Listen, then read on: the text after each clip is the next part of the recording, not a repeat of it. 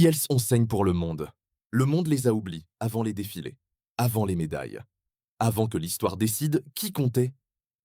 Le sang africain était déjà versé, non reconnu, non honoré, effacé. L'histoire n'a pas oublié, elle a choisi.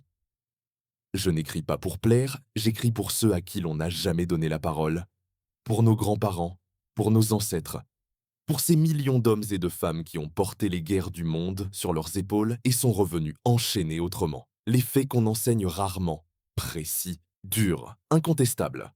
La Première Guerre mondiale et la Seconde Guerre mondiale ont mobilisé un nombre massif de soldats, porteurs et travailleurs africains. Les estimations varient, mais les historiens situent cette mobilisation entre plus d'1 million et environ 2,35 millions, avec des pertes humaines se chiffrant en centaines de milliers, tirailleurs sénégalais. Environ 192 000 mobilisés, 134 000 envoyés en Europe, 30 000 morts, 369th Infantry Regiment, Harlem Hellfighters, 191 jours consécutifs en première ligne, décorés en France, ségrégés aux États-Unis carrier-corps, corps de porteurs, plus de 400 000 Africains réquisitionnés, des dizaines de milliers morts, souvent estimés à près de 95 000, massacre de Tiaroy, 1er décembre 1944. Des anciens combattants africains abattus après avoir réclamé leur solde de forces africaines dans plusieurs théâtres. King's African Rifles, West African Frontier Force, force publique, unité du Nigeria et du Ghana en Birmanie et en Méditerranée. Ce ne sont pas des anecdotes, ce sont des faits documentés. Une mobilisation réelle, un sacrifice réel, une trahison réelle. Les chiffres précis peuvent varier selon les sources. Mais l'ampleur et le schéma sont incontestables. 2 guerres en une, le Front et le Quotidien Hill ont combattu le fascisme à l'étranger. Ils sont revenus vers l'apartheid, Jim Crow et la colonisation, pensions refusées, reconnaissance refusée, droits refusés. La guerre ne s'est pas arrêtée en 1945. Elle s'est transformée en lutte, résistance et mouvement d'indépendance. Ils ont combattu pour un monde qui a refusé de se battre pour eux. De la commémoration à l'effacement chaque année, dès le mois de mai et pendant les saisons de commémoration, les nations célèbrent la victoire. Mais où sont les non-africains? Où sont les porteurs? Où sont les femmes qui ont servi et soutenu l'effort de guerre?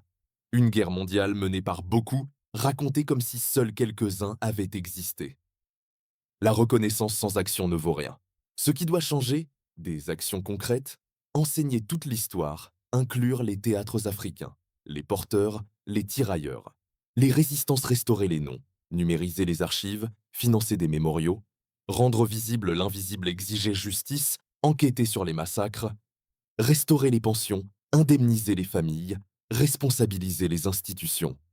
Écoles, musées, États doivent corriger les récits. Faites une chose maintenant, partagez ce message. Identifiez une institution ou un responsable et exigez la vérité. Lire, partager, agir.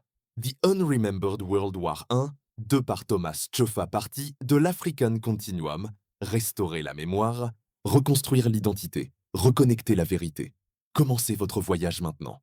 www.amazon.com, author Thomas Tchofa, everybody.com, Homebooks by Thomas Tchofa, The Africa Continuum, Unremembered, Trilogy, Hidden Black, History, soulseverybody.com, Homebooks by Thomas Tchofa, The Africa Continuum Signature was ont combattu pour le monde.